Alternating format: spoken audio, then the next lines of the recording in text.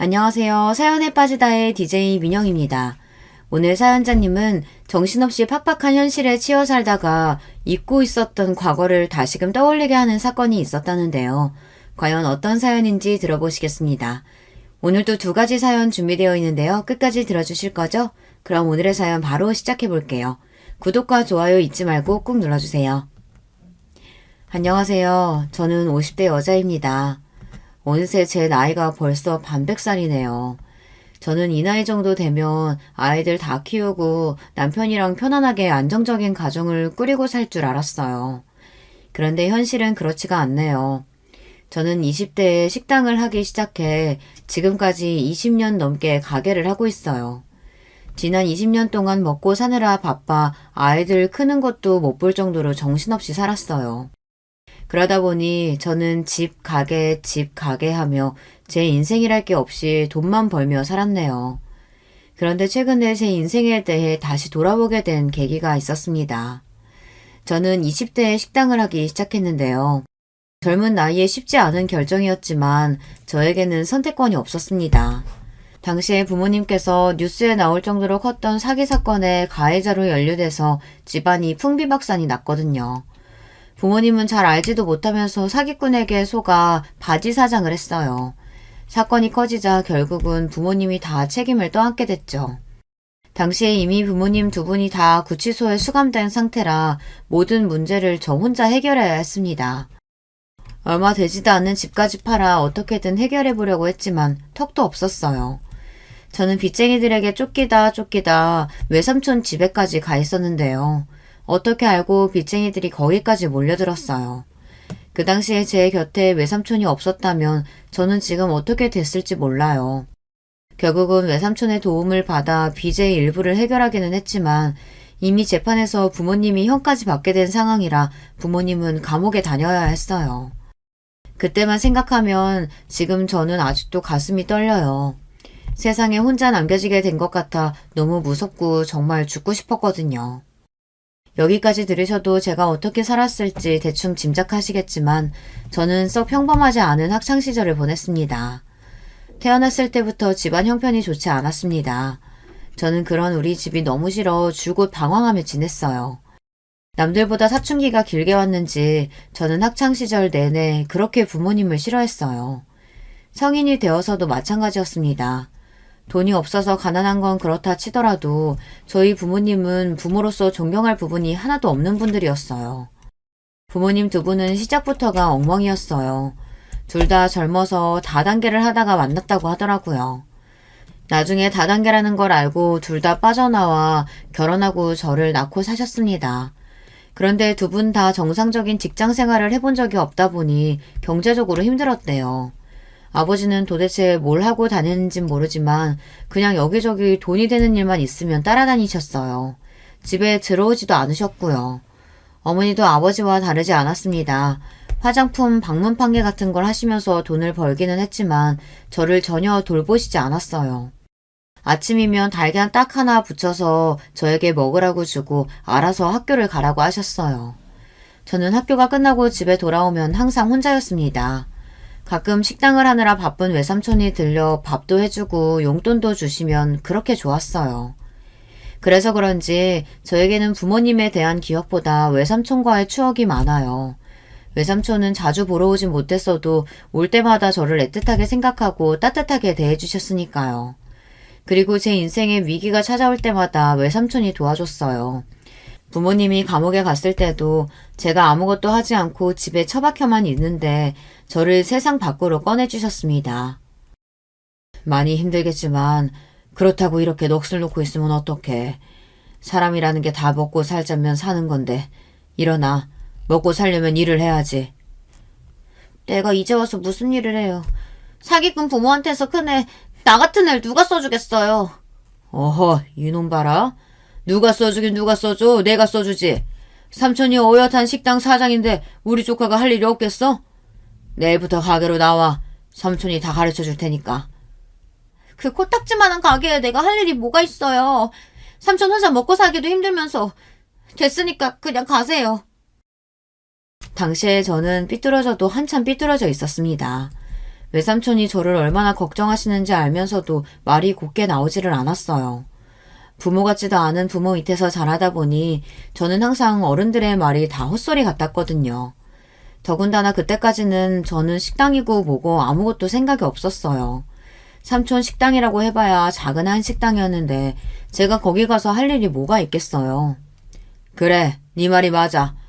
삼촌도 코딱지만한 가게 하면서 혼자 먹고 사는 게 너무 힘드니까 똑똑한 우리 조카가 삼촌 좀 도와줘라. 삼촌은 제가 필요하다는 말도 안 되는 핑계를 대며 다음날부터 매일 저를 끌고 식당에 나갔습니다. 그리고 설거지며 재료 손질이며 잠깐 쉴 틈도 없이 쉬지 않고 일을 시켰어요. 지금 와서 생각해보면 제가 집에 처박혀 아무것도 안 하고 폐인처럼 있으니 외삼촌은 정신없이 뭐라도 시키면 제가 나아질 줄 아셨던 것 같아요. 그때 이후로 제가 외삼촌의 가게를 물려받아 지금까지 한식당을 운영하고 있으니 어쩌면 그때 삼촌의 판단이 옳았는지도 모르겠어요. 제가 워낙 머리가 좋아서 뭐든 잘하는 사람이긴 해요. 그런데 생각보다 식당 운영도 잘했습니다. 삼촌을 쫓아다니며 음식이든 가게 운영이든 닥치는 대로 배우면서 저는 삼촌을 도와 가게를 키웠습니다. 덕분에 제가 삼촌 가게에 들어온 지 채 3년도 되지 않아 원래 가게 규모의 10배가 넘는 정도의 큰 가게로 식당을 옮겼어요. 아예 저와 삼촌은 외곽에서 가게를 옮겨 고급 한정식집을 차렸습니다. 전혀 사업이든 음식이든 관심도 없었던 제가 가게가 술술 풀리니 나름 저도 재밌더군요. 물론 하루도 쉬지 못하고 정신없이 살기도 했어요. 제가 뭘 하나를 하면 아주 지독하게 파는 성격이거든요. 삼촌과 식당을 하면서 지금의 남편도 만났어요. 남편과 시댁 식구들이 식당 단골 손님이거든요. 특히나 시아버지께서 저희 가게 박대구이를 너무 좋아하셔서 한 달이면 너다섯 번씩 가게에 오셨어요. 심지어 남편은 평소에도 퇴근길에 가게에 자주 들러 아버지를 드리겠다고 박대구이를 포장하기도 했습니다. 그러다 보니 자연스레 남편과 가까워지며 연애도 하고 결혼까지 하게 됐습니다. 남편과 시댁 식구들은 모두 좋은 분들이에요. 저희 친정 이야기를 듣고도 편견 없이 저를 받아주셨습니다. 사실 시부모님을 뵙기 전에 긴장했거든요. 결혼이라는 게 남자 여자 둘이 좋아서 하는 거긴 하지만 양가가 다 같이 가족이 되는 일이잖아요. 평생 저도 부모님이 내 부모라는 게 창피하고 싫어서 어떻게든 도망가고 싶기만 했는데 생판 모르는 남편과 시부모님 앞에 저희 부모님을 소개한다는 게 너무도 싫었습니다. 아니나 달라요. 부모님은 부끄러운 줄도 모르고 시부모님들을 뵙자마자 자기들 살아온 이야기를 해대면서 억울하게 감옥에 가게 된 이야기까지 했습니다. 아니 글쎄 사람 사는 게 이게 다 팔자대로 흘러가기만 하는 게 아니더라고요. 나도 어릴 때는 부자 부모 밑에서 공주처럼 자라서 고생이라고는 모르고 살았는데 하필이면 남편이라는 인간을 어디서 이런 개뼈다구 같은 사람을 만나서 아휴 내 인생까지 싸잡아서 같이 꼬이는 거 순식간이더라고요. 어머니는 도대체 뭐가 재밌는지 푼수처럼 웃어대며 시부모님 앞에서 아버지 욕까지 해댔어요. 거기서 끝이 아니었습니다. 어머니의 말을 듣고 가만히 계실 아버지가 아니었어요. 이 옆에 내가 말하는 꼬락서니 봐. 나도 너 같은 여자 안 만났으면 지금 이 모양 이 꼴로 살지는 않았어. 저희 친정 부모님은 감옥에 다녀오고 나서도 정신을 못 차렸어요. 오히려 자신들이 억울하게 누명을 쓰고 감옥에 다녀왔다는 사실에 분노하며 그전보다 더 엉망으로 살았습니다. 수준이 얼마나 낮은지 그 와중에 감옥에서 만난 사람들과 어울려 다니며 매일 크고 작은 사고를 치는 바람에 저와 외삼촌이 그 뒤치다꺼리를 다 해야 했습니다. 말이 뒤치다꺼리지 사고 치고 다니는 수습을 해주는 것도 자꾸 반복되니 저나 삼촌이나 너무 힘들었어요. 그런데 이제는 제 결혼까지 파투내려고 하니 기가 막히더군요. 이 자리가 지금 어떤 자리인 줄 알고 그런 쓸데없는 소리를 하고 있어. 아이고 사돈 죄송합니다. 제 동생이랑 매제가 워낙 물색이 없는 사람들이라 이렇게 속에 있는 말을 감추지를 못해요. 제가 대신 사과드릴 테니 너그럽게 좀 이해해 주세요. 외삼촌이 아니었다면 저는 결혼도 못했을 수 있어요.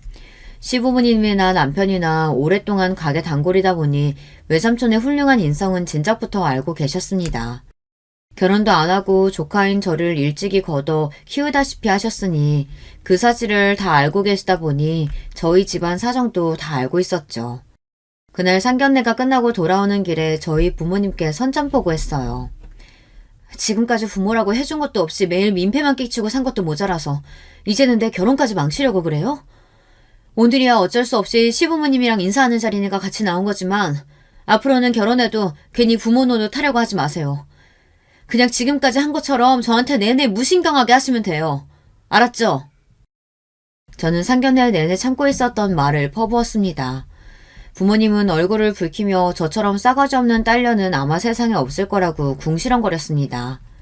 하지만 저는 그런 소리를 들어도 일절 신경 쓰지 않았어요. 애초에 어릴 때부터 욕이라는 욕은 다 듣고 커서 그런지 타격감도 없었어요.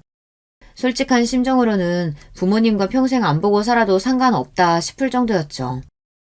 이런 속마음을 혹시나 누구에게 들킬까 혼자만 마음으로 삭히고 살았습니다. 아무리 부모가 엉망이고 자식에게 해준 게 없어도 자식으로서 그런 말을 한다는 게 불효 중 불효잖아요. 그래도 제가 지금까지 부모에게 참고 산 게 있는데 이제 와 망치고 싶지 않았습니다. 그런데 항상 우리 집은 부모와 자식 간 관계를 망치는 건 자식이 아니라 부모였습니다. 한 번은 이런 적이 있었어요. 결혼하고 얼마 뒤 갑자기 연락도 없이 부모님이 우르르 사람들을 데리고 식당에 온 적이 있습니다. 저는 부모님의 등장에 이미 심기가 뒤틀려서 상종하고 싶지도 않았습니다. 그런데 착한 삼촌은 어느새 부모님에게 가서 웬일이냐고 안부를 묻고 부모님이 데려온 손님들에게 인사까지 하고 있더라고요. 저는 답답했지만 끼고 싶지 않아 멀리서 부모님을 지켜보기만 했습니다. 그런데 역시나 사람은 변하지를 않습니다. 데리고 온 사람들도 다들 뭐라는 사람들인지 하나같이 사기꾼들 같았어요. 주고받는 대화들도 다들 자기 자랑하기 바쁘고 허세만 부렸어요. 거기까지도 저도 그러려니 했습니다. 어릴 때부터 항상 봐왔던 광경이니까요. 그런데 문제는 부모님이고 같이 온 일행들이고 하나같이 다 저희 가게 직원들에게 무례하게 굴었다는 겁니다. 반말하는 건 기본이었고 서빙이 늦었다면서 자꾸만 험상궂은 얼굴로 소리를 질렀어요. 심지어 몇몇은 술에 취해 행패까지 부렸습니다. 저는 도저히 참을 수가 없어 부모님께 다가갔어요. 다 드셨으면 행패 그만 부리시고 사람들 데리고 이제 그만 돌아가세요. 저 나름대로 최대한 정중하게 말한 거예요. 생각 같아서는 경찰을 불러서 다 식당 밖으로 끌어내고 싶었습니다. 그런데 그 순간 부모님 두 분 다 표정이 싸하게 굳더군요. 그러더니 한다는 말이 가관이었습니다. 얼씨구, 이게 기껏 먹이고 재우고 다 키워놨더니만 혼자서 큰 줄 알고 싸가지 없이 구는 꼴 좀 봐. 당신은 도대체 자식 새끼를 어떻게 키웠으면 딸년이 저 모양 저 꼴이야? 자식 새끼라고 내가 혼자 낳았어? 같이 낳았으면 어머니 당신 책임도 있는 거지. 왜 나한테 지랄이야? 부모님은 또 시작이었습니다. 손님들이 가득한 식당 안에서 저에게 소리를 질렀어요.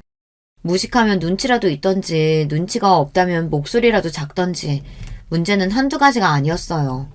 정말 천박해서 봐줄 수가 없었습니다. 어머니가 아버지고 둘 다 언제 나를 키워줬다고 그래요? 나 혼자 컸거든요?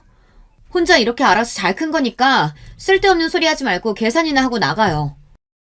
저는 할 수만 있다면 부모고 뭐고 다 쫓아내고 싶었습니다. 하지만 어쩌겠어요. 보는 눈도 많으니 저도 지식인답게 굴어야죠. 그런데 부모님은 애초에 말이 통하는 분들이 아니었어요. 술도 한잔 했겠다. 이미 소리도 지를 만큼 질렀겠다. 부모님은 애초에 돈을 낼 생각이 없었죠. 저도 평소 같았으면 돈 안 받았을 거예요. 그냥 한시라도 빨리 다 나가기를 바랬을 테니까요. 그런데 그날은 유독 부모님의 행동에 화가 났습니다. 간신히 붙잡고 있던 이성의 끈이 끊어지고 말았어요. 어머, 인연 이거 말하는 것 좀 봐? 너 부모한테 지금 부모한테 돈을 받겠다는 거야? 와, 세상에 피도 눈물도 없는 년. 순간 어머니의 말에 저도 모르게 이성을 잃었습니다. 도대체 자기들이 나한테 해준 게 뭐가 있다고 이제 와서 부모 노릇을 하려는 건지 이해가 되지 않았어요. 기가 막혀서 말문이 다 막히네. 당신들이 부모라고 낳아준 거 말고 나한테 해준 게 뭐가 있다고 이래. 이 가게 외삼촌이랑 나랑 둘이 개고생하면서 이뤄낸 거야. 당신들하고는 아무 상관없다고. 그러니까 다시는 여기 찾아올 생각도 하지 말고 내 앞에 나타나지도 말아요. 저는 어디서 그런 용기가 나왔는지 모르겠어요. 사실 지금까지 살면서 부모라는 사람들에게 화도 내고 싶고 욕도 퍼붓고 싶었는데 자식으로서 최소한의 양심으로 꾹꾹 누르며 살았습니다. 마음속으로는 부모라고 생각조차 하지 않았어요. 그런데 그날에서야 제 속에 있던 울분이 폭발하고 말았습니다. 저는 결국은 그날 부모님과 손절했어요. 외삼촌은 그래도 그게 천륜인데 제 마음처럼 마음대로 되는 게 아니라고 했지만 제 생각은 달랐습니다. 천륜이든 뭐든 그것도 일말의 추억이나 정이 있어야 가능한 말이지. 저는 부모님과 조금의 정도 추억도 없기에 앞으로 영영 보지도 않고 산다 해도 아쉬울 게 하나도 없었습니다. 오히려 그 뒤치다거리 안 해도 되니 좋았어요. 그렇게 저는 인생에서 부모님을 빼고 나니 전보다 훨씬 더 살만했습니다. 외삼촌은 그런 저를 항상 안타까워하고 안쓰럽게 생각했지만 저는 전혀 상관없었어요. 그리고 남편과 시댁에서 이런 저를 이해해주고 받아주셨다는 거에 감사하며 남편과 시댁 식구들을 가족으로 여기고 더 잘하고 살기로 했어요. 저에게 가족이라고는 남편과 시댁 그리고 외삼촌 뿐이었으니까요. 그런데 인생이라는 게 역시나 순탄하게만 흘러가는 게 아닌가 봐요. 이제 좀 평온해졌다 싶었던 제 인생에 새로운 걸림돌이 생겼습니다. 바로 동서예요. 제가 둘째를 낳고 얼마 되지 않아 시동생이 결혼을 했어요. 시동생은 영국에서 박사학위를 받아서 나오느라 내내 영국에 있었습니다. 그리고 한국에 들어오자마자 명문대 교수로 임명됐어요. 사실 제가 말은 안 했는데 시댁 식구들이 다들 학벌이 좋아요. 시부모님도 다들 명문대를 나와 이름만 나라면 아는 회사에 다니셨고 남편도 교육대를 나와 학교 선생님입니다. 제가 살아온 인생과는 달리 시댁 식구들은 다들 우여곡절 없이 평범하고 무난하게 살아온 사람들이라 그런지 매사에 긍정적이고 다른 사람을 깎아내리지 않아요. 저는 처음부터 시댁 식구들이 좋았어요. 저처럼 조건도 좋지 않고 부족한 사람을 무시하거나 홀대할 수도 있는데 시댁 식구들은 다들 잘 대해줬거든요. 오히려 저와 외삼촌을 대단하게 생각해주고 존중해줬습니다. 그런데 새로 들어온 동서는 그렇지 않았습니다. 동서는 시동생하고 소개팅에서 만나 결혼했어요. 동서는 직업이 의사예요.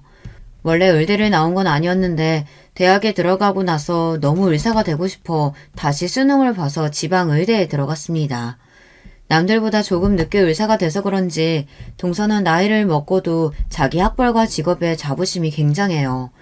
제가 오랫동안 장사를 하다 보니 사람을 처음 보면 웬만하면 그 사람 성격을 알거든요. 저는 동서를 처음 만났을 때부터 좀 불편했습니다. 사람을 볼 때마다 무례하다 싶을 정도로 꼬치꼬치 묻고 자꾸만 제 앞에서 자기 잘난 척을 했어요. 처음 만났을 때부터 그랬습니다. 동서와 시동생이 결혼하기 전에 동서와 저는 저희 가게에서 처음 만났어요. 시동생의 가게에 밥을 먹으러 왔는데 옆에 있는 여자를 여자친구라며 제게 소개하더라고요. 당시에 제가 조금 바빴어요. 다른 지역에 분점을 내기로 해서 직원들과 회의하느라 정신없이 바빴죠. 그래서 잠깐 인사만 하고 따로 이야기를 많이 나누지는 않았습니다. 그러다 식사를 마치고 돌아가는 길에 시동생이 차를 가지러 간 사이 잠깐 이야기를 나눴어요. 그런데 저는 아직도 그때 동서와 나눴던 대화가 잊혀지지를 않습니다. 의사라더니 생각보다 좀 특이하다고 느꼈거든요. 얻어먹으러 온 건 아닌데 계산을 안 받으셔서 괜히 죄송하네요. 제가 원래 어디 가서 밥 얻어먹고 다니는 사람이 아니거든요. 나중에 병원 동료들이랑 한번 와서 많이 팔아드릴게요. 시동생이랑 여자친구이니 저는 당연히 계산을 안 받았습니다. 그런데 동서는 아무래도 마음이 쓰였는지 저에게 따로 와서 인사를 하더라고요. 아니에요. 앞으로 가족이 될지도 모르는 사이인데 언제든 오면 제가 밥은 대접할 수 있죠. 에이, 얘기 들어보니까 요즘 자영업자들 다 힘들다고 난리던데. 그렇게 장사해서 언제 돈 벌겠어요? 원래 장사는 있는 사람들 상대로 장사해야 안 망하는 거예요. 제가 주변에 아는 병원 교수님이나 의사 동료들한테 홍보 많이 할게요. 기분 탓인지 몰라도 동서는 저보다 나이도 훨씬 어린데도 뭔가 자꾸 저를 가르치려는 것처럼 말하는 것 같았어요. 그날은 저도 잠깐 만나 이야기를 나눈 정도이니 그냥 그러려니 하고 고맙다고 하고 넘어갔습니다. 사람을 잠깐 보고 어떻게 다 판단하나 싶어서요. 그런데 기분 탓이 아니었습니다. 동서는 저와 잘 맞지 않았어요.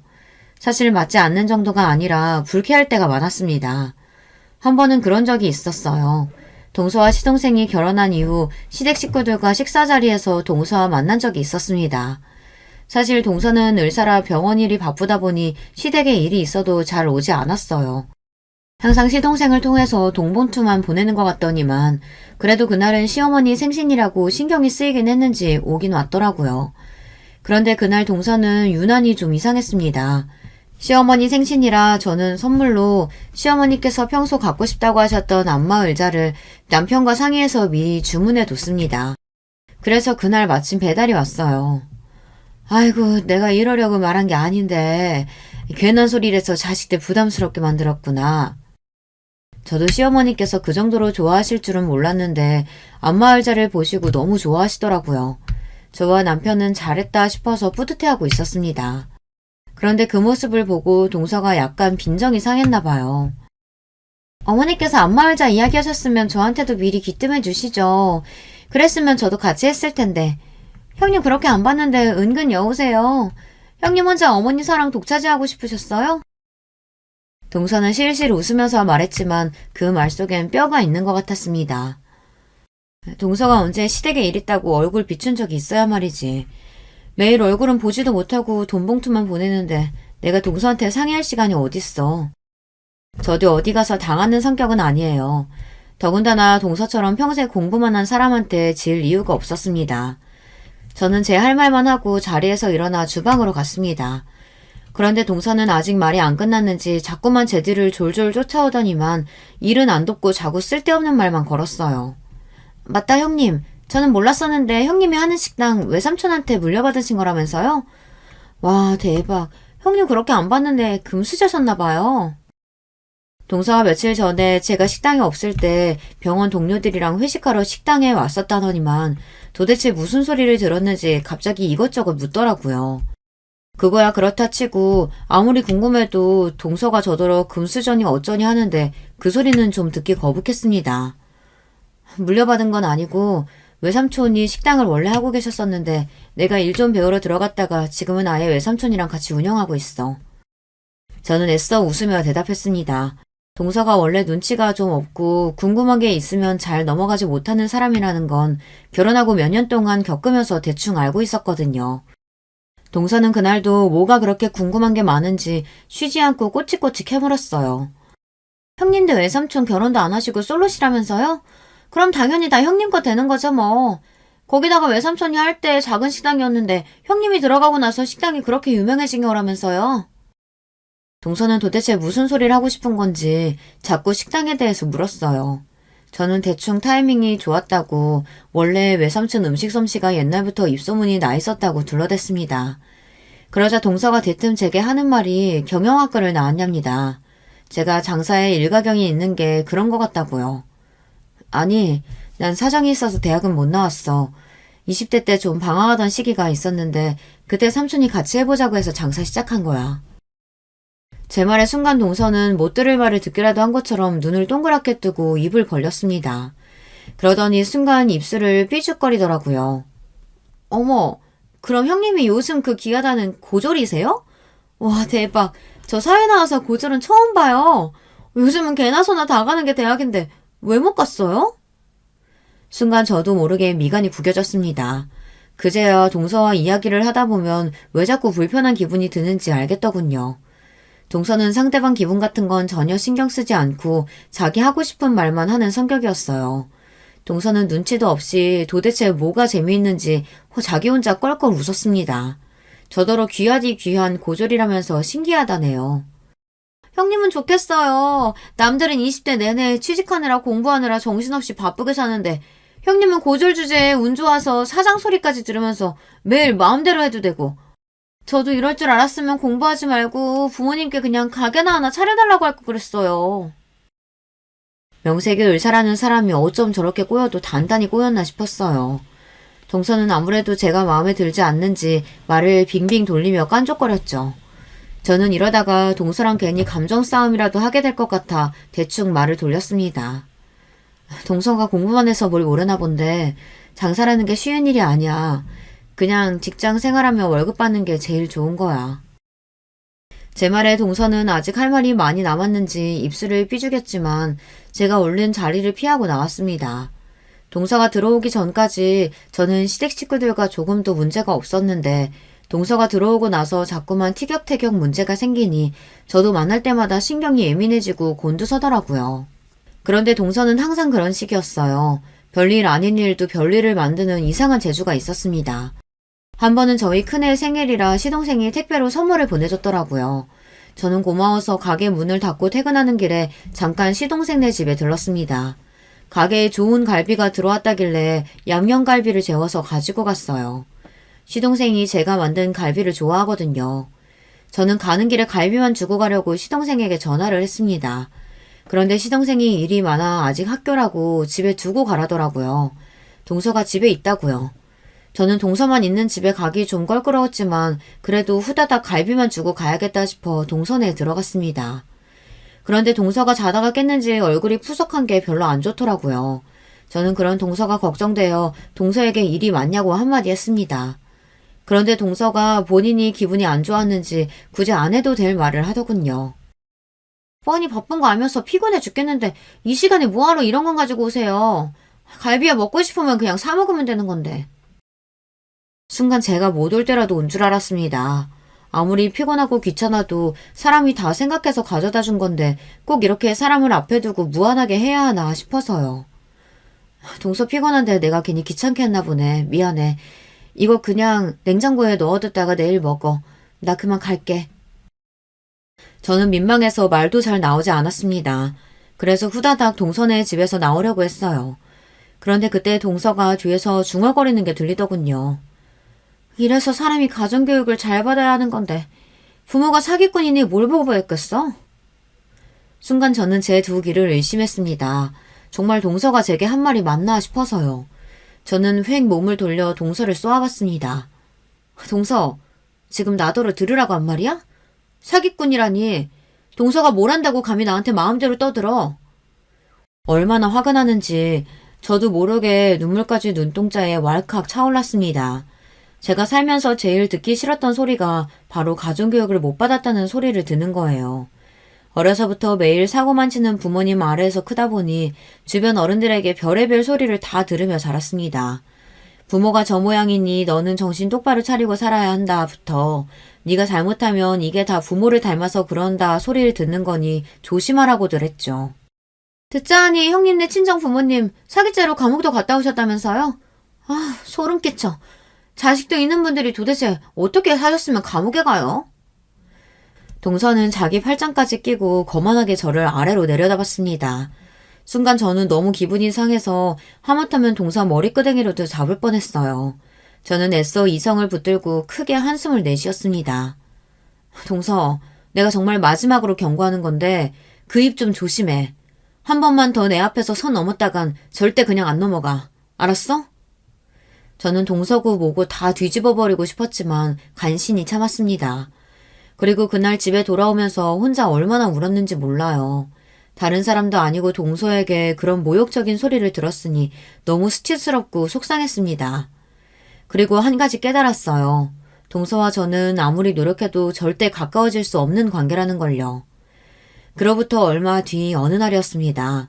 제가 식당에서 바쁘게 마감을 하고 있는데 늦은 시간에 동서가 식당에 왔어요.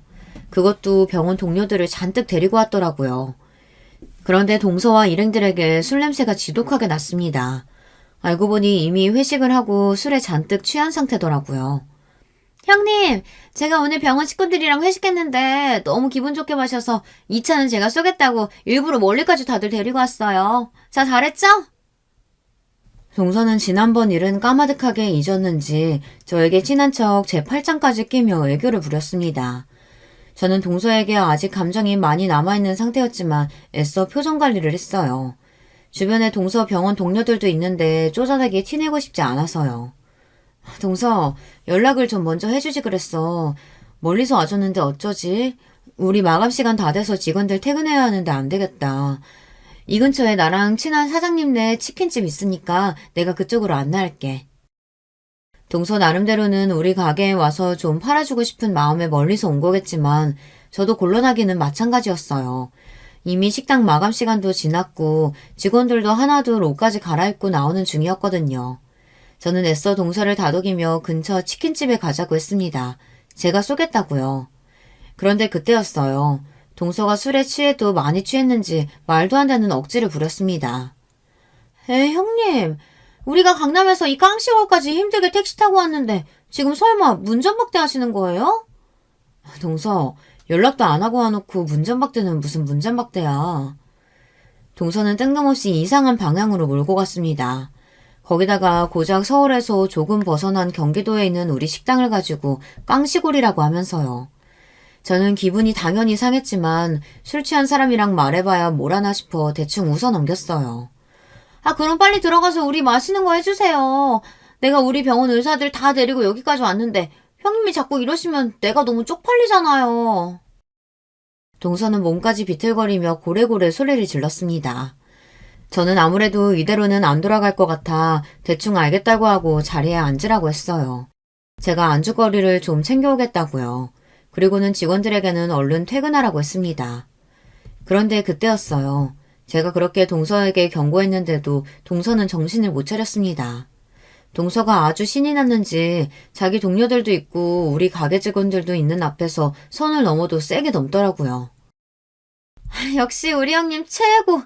자, 여러분! 모두 우리 형님한테 인사해! 근데 우리 형님 고졸이다? 다들 고졸 본 지 오래됐지? 나 사회 나와서 고졸 처음 본다니까? 너무 신기해! 순간 식당 안에는 정막이 흘렀습니다. 저도 저지만 동서 주변에 있던 동료들까지 당황한 눈치였어요. 그런데 그 순간 정적을 깨고 가게 직원들이 배까지 잡으며 깔깔 웃어댔어요. 어머, 우리 사장님 동서분이라더니만 아무것도 모르시네요? 우리 사장님 사시도 합격한 사람인데요? 그런 대단한 사람한테 그깟 대학 안 나온 거 가지고 무슨 소리 하시는 거예요? 직원들은 동서의 말이 어이가 없다는 듯 혀까지 끌끌 찼습니다. 그러게, 우리 사장님 사시 합격하고 연수원을 못 들어가서 그렇지 사시 합격할 때 차서까지 한 사람이라고 왕 사장님이 아주 입이 마르게 자랑하셨잖아요. 그래, 그래서 우리 아버지 사기당할 뻔할 때도 사장님이 도와주셨잖아. 아는 변호사도 소개해주고. 아휴, 다들 퇴근이나 하라니까 뭘 다 지난 이야기들을 하고 그래. 얼른들 가요. 저는 괜히 민망해서 직원들에게 그만하고 돌아가라고 했습니다. 그런데 사실 저도 놀랐어요. 나이가 들어서 저도 까마득하게 잊고 있었는데 맞아요. 제게 그런 일이 있기는 했습니다. 제가 사법고시를 본 것도 모자라 합격까지 했었어요. 그것도 전체 차석으로 말이죠. 저도 그때 기억이 까마득한 게 벌써 20년도 넘은 일이네요. 아니, 형님, 이게 다 무슨 소리예요? 아휴, 너무 놀라서 술이 다 깨네. 동서는 이게 다 무슨 소리냐면서 눈을 동그랗게 떴습니다. 그러더니 술이 다 깼는지 제게 바짝 다가왔어요. 어머, 동서는 몰랐구나. 내가 고졸인 건 맞는데 사실 사시 출신이야. 차석한 것도 사실이고. 저는 최대한 가슴을 펴고 당당하게 말했습니다. 이런 기분을 느껴보는 것도 얼마만인지 모르겠어요. 사실 사법고시 합격했다고 해도 제가 지금 당장 변호사도 검사도 아닌데 괜히 우쭐거리며 말할 일이 아니라고 생각하다 보니 지금까지 사람들 앞에서 제가 사법고시 합격했다는 말을 내세워 본 적이 없었어요. 하지만 외삼촌은 그런 저를 언제나 자랑스럽게 여기셔서 보는 사람마다 자랑하고 다녔습니다. 얘가 사법고시 차서까지 하는데 내가 사정사정해서 나랑 가게 일 도와주는 거라니까. 내가 우리 조카한테는 진 빚이 많아서 해달라는 건 뭐든 다 해줄 수 있어. 머리 좀 믿고 대학도 안 나와서 사법고시 좀 본 게 뭐가 그렇게 대단한 일이라고 외삼촌은 저를 대단하게 여기셨어요. 혹여나 부모님 때문에 제가 어디 가서 사람들에게 무시라도 당할까 어디를 가나 저를 추켜 세웠습니다. 누가 봐도 제가 외삼촌에게 받은 도움이 더 많은데도 항상 저에게 빚이 있다고 고맙다고 하셨어요. 외삼촌이 제 곁에 없었던 지난날을 생각하면 저는 끔찍하기만 해요. 저는 어릴 때부터 찢어지게 가난한 집에서 자랐습니다. 요즘 사람들이 보면 서울에 이런 집이 있다고 라고 할 정도로 말도 안 되는 낡은 집에 살았어요. 더군다나 부모님 사이가 좋지 않아 매일 얼굴만 마주치면 두 분은 싸우셨습니다. 싸우는 이유는 항상 똑같았어요. 그놈의 돈 때문이었습니다. 부모님은 싸우다가 결국은 항상 최악으로 갔어요. 눈에 보이는 물건을 바닥으로 내던진 아버지는 혼자 분에 못 이겨서 집을 나가셨습니다. 그러고 나면 어머니는 저는 신경도 안 쓰고 혼자 술을 마시며 울기만 하셨습니다. 어린 나이에 그 모습이 싫어 저는 항상 혼자 방에 들어가 책상에 앉아 공부만 했습니다. 공부하면서도 머릿속은 온통 부모님 원망으로만 가득했어요. 돈 가지고 아버지 바가지 긁는 어머니도 싫었고 어머니의 울부짖음에 책임감 없이 집을 나가버리는 아버지도 싫었습니다. 저는 절대 부모님처럼 살고 싶지는 않았어요. 가난한 집안에서 태어난 저에게 부모님처럼 살지 않을 방법은 공부밖에 없었습니다. 공부 열심히 해서 하루라도 빨리 성공해 이 집을 탈출하고 싶었어요. 그런데 그것도 제 마음처럼 쉽지 않았습니다. 가난이라는 건 의지만 있다고 해서 쉽게 벗어날 수 없는 거더군요. 뾰족한 수가 없으면 벗어나기 힘들었어요. 제가 아무리 성적이 좋아도 부모님께서 알아주지 않으니 저에게 기회는 많지 않았습니다. 저보다 공부 못하던 애들이 고액 과외도 하고 학원도 다니다 보면 금방 저를 쫓아왔어요. 저는 부모에게 뒷받침받는 애들에게 뒤처지지 않기 위해 혼자서 부단히도 노력했습니다. 열심히 한 덕분에 선생님들의 관심을 받아 대회 추천도 많이 받았어요. 그런데 그러면 뭘 하겠어요. 부모님께서 전혀 제 학교 생활에 관심이 없으신걸요. 한 번은 그런 적이 있었어요. 담임 선생님이 수학 경시대회에 나가보라고 추천서를 써주셨습니다. 그런데 대회에 나가려면 부모님의 도움이 필요했어요. 다른 지역에서 하는 대회라 부모님이 데리고 가줘야 하기도 했고 참가비도 조금 있었습니다. 그런데 저희 부모님은 그마저도 아깝다고 경시대회에 나가지 말라고 했어요. 평일에 학교까지 빠지고 경시대회는 무슨 경시대회 나간다 그래. 그리고 거기까지 가려면 차비에 밥값에 움직이면 다 돈인데 우리 집에 그럴 돈이 어딨어. 그냥 넌 못 나간다고 하고 다른 애들이나 나가라고 해. 세상에 이런 부모가 또 있을까요? 남들은 나가고 싶어도 못 나가는 대회를 담임 추천서까지 받아서 나갈 수 있는데도 그까지 비용이 아까워서 저희 부모님은 나가지 말라네요. 저는 그때 태어나 처음으로 가장 큰 절망감을 느꼈던 것 같아요. 어린 마음에 내가 아무리 노력해도 열심히 해도 소용없구나 싶었죠. 그런데 그때 마침 집에 놀러와 있던 외삼촌이 저와 어머니가 하는 대화를 듣고 어이가 없다는 듯 어머니를 나무라셨어요. 야, 너 지금 그게 무슨 소리야? 애가 공부를 얼마나 잘하면 학교에서 선생님이 추천서까지 써줬는데 그 대회를 안 나간다는 게 말이 돼? 지영아, 삼촌이 비용 줄 테니까 무조건 나가. 무조건. 그때 외삼촌이 아니었다면 저는 아마 모든 걸 다 포기했을지도 몰라요. 그래도 외삼촌이 제 편을 들어주신 덕분에 저는 기운을 차렸습니다. 그리고 외삼촌은 정말로 수학 경시대회에 나가라고 그때 돈 50만 원을 선뜻 어머니에게 주셨어요. 이 돈 우리 지영이 대회 나가는 데 쓰라고 주는 거니까 절대 다른 데 쓰지 말고 무조건 지영이 데리고 대회 나가. 알았지? 아유, 결혼도 안 한 오빠 있으니까 이런 게 좋네. 조카 용돈도 주고. 외삼촌은 고등학교를 졸업하고 일찍이 식당에서 일하며 기술을 배웠어요. 그러고는 평생 독신으로 사셨습니다. 삼촌은 본인은 공부를 못했지만 공부를 잘하는 사람들을 보면 언제나 부러웠대요. 그래서 제가 포기하지 말고 잘 됐으면 하는 마음으로 많이 도와주셨습니다. 우리 집에서 이런 머리가 나오기 힘든데 삼촌이 우리 하나뿐인 조카 팍팍 밀어줘야지. 앞으로 공부하다가 필요한 거 있으면 언제든 삼촌한테 말해. 그전까지 외삼촌은 장남이 장가를 안 갔다는 이유만으로 집에서 골칫덩이 취급을 받았었는데 저에게는 달랐습니다. 그 순간 저에게는 영웅이나 다름없었어요. 외삼촌은 그때부터 저의 영원한 지원자가 되어주셨습니다. 사실 저는 대학에도 합격했었어요. 법대는 아니었지만 성균관대에 합격이 된 상태였어요. 부모님은 먹고 죽을래도 돈이 없다면서 대학을 포기하라고 했어요. 아니면 장학금 주는 대학으로 가라고 했습니다. 그때의 절망감은 말로 다 못합니다. 매일 밤 이불을 뒤집어 쓰고 혼자 울었어요. 남들은 가고 싶어도 못 가는 대학에 떡하니 붙었는데도 저희 부모님은 아무도 기뻐해주지 않으셨으니까요. 그때 저는 처음으로 외삼촌에게 도와달라고 전화했어요. 어디에도 부탁할 곳이 없었으니까요. 삼촌, 제가 면목이 없는 건 아는데요.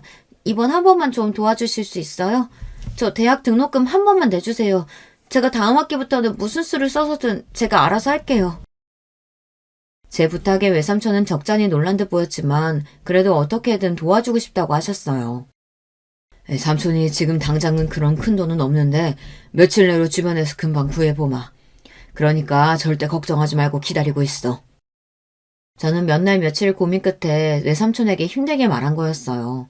그런데 저는 말을 해놓고도 내가 괜히 말을 했나 싶어 외삼촌에게 죄송했습니다. 결혼도 안 하고 혼자 식당하면서 사는 삼촌 사정 뻔히 다 아는데 제가 괜히 삼촌에게 부담을 주고 힘들게 한 것 같아서요. 며칠 뒤 말도 안 되는 일이 벌어지고 말았습니다. 등록금 낼 기간이 다 끝나가는데 외삼촌에게 연락이 없었어요. 저는 아무래도 삼촌도 돈을 구하지 못했나 싶어 대학을 포기하려던 참이었습니다. 서운하지도 않았어요. 사실 저를 낳아준 부모도 외면하는 일을 삼촌이 해준다는 게 말이 되지 않았으니까요. 그런데 등록금 납부일 마지막 날 저녁에 외삼촌에게 연락이 왔습니다. 대학 등록금 냈냐고요. 저는 돈이 없는데 어떻게 등록금을 내냐고 그냥 포기했다고 했습니다. 제 주제에 대학을 가봐야 뭐 하겠냐고요. 그러자 외삼촌께서 버럭 소리를 지르며 그게 도대체 무슨 소리를 하는 거냐고 오히려 화를 냈습니다. 내가 오늘 아침에 너희 엄마한테 돈 보냈는데 무슨 소리야? 너희 엄마 등록금 안 냈대? 그랬습니다. 외삼촌은 힘들게 여기저기 발품을 팔고 돌아다니며 제 등록금을 간신히 구해 당일 아침에 어머니께 연락했답니다. 등록금은 학생 보호자가 납부해야 하니까요. 그래서 삼촌은 돈을 구하자마자 곧바로 어머니 계좌로 붙였답니다. 저는 삼촌 말을 듣는 순간 불안했어요. 그리고 삼촌에게 저희 어머니에게 들은 말이 아무것도 없다고 전했습니다. 그러자 삼촌은 그날 밤 식당 문도 급하게 닫고 우리 집으로 왔어요. 그리고 그날 밤 어머니와 외삼촌은 대판 싸우셨습니다. 알고 보니 어머니가 중간에서 사고를 쳤더라고요. 삼촌이 보낸 돈을 홀라당 어머니가 마음대로 본인 빚을 갚는 데 써버렸습니다. 너 미쳤어? 아무리 돈이 없고 궁해도 그렇지. 어떻게 어미라는 년이 딸내미 대학 등록금을 네 맘대로 빚 갚는 데다 쓰면 어떡해? 내가 분명히 오늘까지 대학 등록금부터 내라고 했잖아. 지금 내가 거리에야 나앉게 생겼는데 전혀 대학 등록금이 문제야? 그리고 우리 집 사정에 제가 대학 들어가봐야 뭐가 달라져. 하루라도 빨리 정신 차리고 나가서 먹고 살 방법을 생각해야지. 그 순간 외삼촌은 제가 너무 불쌍해서 눈물이 다 펑펑 쏟아졌답니다. 본인은 결혼도 안 하고 자식도 없지만 자기 뱃속으로 낳아놓고도 세상에 어떻게 저런 부모가 다 있나 싶었대요. 삼촌은 제가 너무 불쌍하고 안쓰럽다는 말만 밤새도록 하다가 무슨 생각이 드셨는지 갑자기 저에게 짐을 싸라고 했습니다. 그때 저는 집을 나와서 외삼촌과 살기 시작했어요. 외삼촌이 본인이 돈만 있으면 어떻게든 대학에 보내고 싶다고 했지만 저는 괜찮다고 했습니다. 부모님에게서 벗어나 살게 해준 것만으로도 감사하다고요. 그래서 그 이후 제가 사법고시를 준비했던 거예요. 외삼촌이 제 머리가 아깝다고 사법고시 시험이라도 해보라고 했거든요. 그때부터 저는 2년 정도를 외삼촌 밑에서 지내며 꼼짝없이 공부만 했습니다. 삼촌이 대단한 게 제 고시 뒷바라지를 혼자 다 해줬어요. 덕분에 시험도 단번에 붙었습니다. 제가 사법고시에 합격한 날 저녁 삼촌과 저는 둘이 끌어안고 얼마나 오랫동안 울었는지 몰라요. 그런데 제 발목을 잡은 게 바로 저희 부모님이에요. 부모님이 둘 다 같이 사기죄로 기소가 되고 감옥에 들어가는 바람에 제 사법고시 합격이 번복되었어요. 그래서 제가 그때 어느 때보다 힘든 시기를 보냈던 거예요. 물론 그때도 외삼촌 덕분에 가장 힘든 시기였던 시기를 잘 넘겼지만요. 저에게 있어 삼촌은 그냥 삼촌이 아니고 제 인생의 은인이었습니다. 저를 사법고시까지 보게 해준 것도 저에게 식당을 물려주신 것도 다 삼촌이니까요. 외삼촌이 없었다면 아마 지금의 저는 없었을 거예요. 아참, 동서는 어떻게 됐냐고요? 제가 세상에서 제일 사랑하는 우리 삼촌 이야기를 하다 그만 중요한 걸 깜빡 잊었네요. 제가 성균관대에 합격했었다는 것도 사법고시에 차석으로 합격했었다는 사실도 동서가 모두 알게 된 날 이후 동서는 저를 대하는 태도가 180도 달라졌어요. 매일 그렇게 제 앞에서 개념 없이 무시하고 잘난 척 고고한 척을 하더니만 이제는 제 앞에서 말도 조심하고 저를 좀 어려워하는 것 같아요. 역시 뭘 해도 되는 사람은 다 되는 건가 봐요. 형님은 공부도 잘해. 그 어렵다는 사실도 척척 붙어. 거기다가 사업까지 잘하시고. 형님은 도대체 부족한 게 뭐예요? 정말 너무 부러워요. 심지어 만날 때마다 너무 아부를 떨어서 제가 민망할 정도입니다. 거기다가 그 이후에 병원 동료들을 가게에 데리고 와서 저를 다시 소개했어요. 다들 인사해요. 여기 우리 형님인데 사법고시 차석 출신에다가 식당을 2개나 운영 중이신 대단하신 분이에요. 아, 거기다가 최근엔 세무사까지 되셨다니까요? 우리 형님 너무 멋지죠? 동서 때문에 마음 상했던 시간도 있었지만 저는 이제 마냥 동서가 귀여워요. 사실 동서도 동서지만 그로 인해 저도 많이 달라졌거든요. 사실 그날 직원들이 말할 때까지 제가 사시에 합격했었던 그 행복한 시간을 까마득하게 잊고 살고 있었어요. 사는 게 너무 바빠서요. 그 순간에서야 제가 너무 가족만 생각하고 사느라 나의 꿈이며 인생은 뒷전으로 생각하고 산 것 같아 저도 후회가 많이 됐습니다. 덕분에 그날 이후 저는 마음속으로만 꽁꽁 숨겨두었던 새로운 도전을 시작했어요. 사실 식당 일이야 제 의지와 상관없이 돈만 생각하고 시작한 일이었어요. 저는 어려서부터 공부를 잘했기에 머리를 쓰면서 하는 일을 하고 싶었습니다. 하루 종일 책상에 앉아 서류를 보며 일하는 사무직이 멋져 보였어요. 저는 그 어떤 것보다 공부하는 게 적성에 가장 잘 맞았거든요. 그때 추억을 더듬어 저는 식당을 남편에게 맡기고 제 2의 인생을 살아보기로 했습니다. 저는 세무사 시험에 도전해 얼마 전에 최종 합격했어요. 혹시나 안 될까봐 가족들한테도 말도 안 하고 준비했었는데 단번에 붙어서 다행이었습니다. 사실 다행인 정도가 아니라 날아갈 듯이 기뻤습니다. 이 나이에 뭔가 도전해서 이뤄냈다는 게 스스로 너무 뜻깊었어요. 저는 최근 동네 세무사 사무실에 취업해서 일을 배우고 있습니다. 평생 장사만 하던 제 인생의 첫 직장이었어요. 나이도 있고 사회 경험도 많지 않으니 분명 힘들고 지칠 때가 있겠지만 그래도 늦지 않게 해보고 싶었던 일에 도전할 수 있어서 너무 뜻깊고 좋아요. 요즘처럼 아침에 일어나는 게 기대되고 즐겁게는 살면서 처음입니다. 어쩌면 이게 다 동서 덕분인지 모르겠어요. 동서가 매번 저를 무시한 덕분에 저도 새로운 자극을 받았으니까요. 저는 현재 어느 때보다 가장 행복합니다.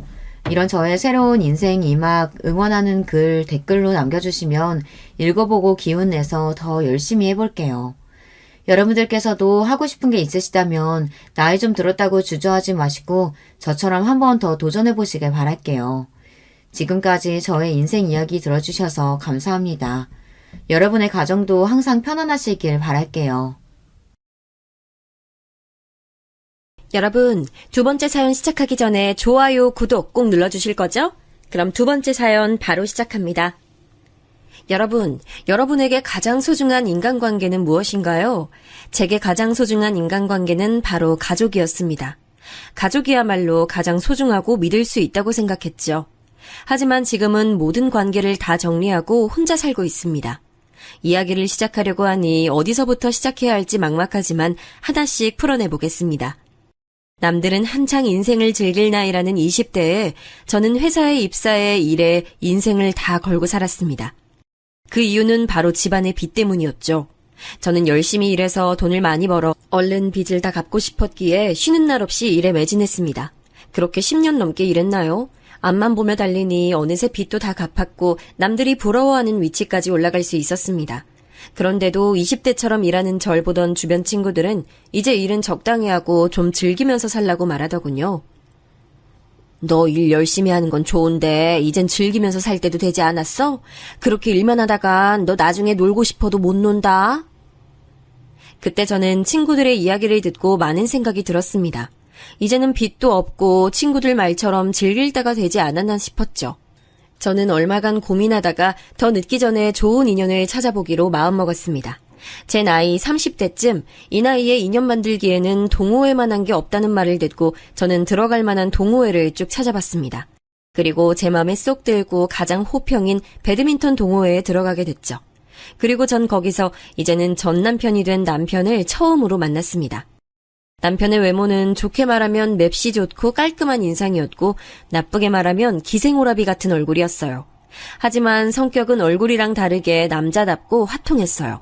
덕분에 동호회에서 남편의 인지도는 꽤 높은 편이었죠. 그 때문인지 동호회의 여성 회원들도 남편에게 호감을 표시하는 일이 비일비재했습니다. 게다가 남편의 얘기를 듣다 보니 동호회 밖의 인간관계도 괜찮고 자기 일도 열심히 하는 것 같더라고요. 저는 동호회 안팎으로 인기가 좋고 운동신경도 좋은 남편의 모습들에 자꾸 눈길이 갔습니다. 그래서 남편이 다른 사람들의 대시를 받고 있다는 걸 알고 있었음에도 제가 먼저 몇 번이나 남편에게 직진으로 다가갔죠. 저와 남편은 나이도 동갑이었고 저도 어디서 호감형이란 말을 많이 들어 조금이나마 자신이 있었습니다만 역시나 인기가 많은 남편은 제게 별로 관심이 없더라고요. 그래서 이 사람은 나한테 아예 관심이 없는 거구나 싶어서 남편을 향한 관심을 접으려고 했습니다. 그런데 웬걸 제가 남편에게 관심을 끊자 그때부터 되려 남편이 제게 저돌적으로 다가오는 거 아니겠어요? 동호회에서 다른 남자 회원들이 아직 초보인 저를 도와주기 위해 손을 내밀면 냉큼 다가와 자신이 대신해주겠다면서 호들갑을 떠는 거예요. 그 모습을 보고 있자니 웃기기도 하고 아니면 남의 연애를 회방을 놓으려는 심보인가 싶어 몇 번 이리 흥 저리 흥 하다가 어느 날 여느 때와 다름없이 절 도와주려 다가온 남편에게 물어봤습니다. 동석 씨, 저한테 관심 없지 않았어요? 근데 왜 자꾸 저 도와줘요? 맞아요. 저 채희 씨 딱히 좋아하지 않아요. 그런데 채희 씨 손을 다른 남자가 잡는 걸 보면 참을 수가 없어서 자꾸 돕게 되네요. 잡아둔 물고기가 빠져나가려고 하니까 급해진 게 아니고요. 듣고 보니 괘씸한 심보다 싶어 던진 농담에 남편 얼굴이 어찌나 빨개지던지요. 남편은 새빨갛게 붉어진 얼굴로 그런 게 아니라고 하더라고요. 아니긴 뭐가 아니냐고 티격태격하다가 남편 쪽에서 먼저 사실 절 좋아한다고 고백하더군요.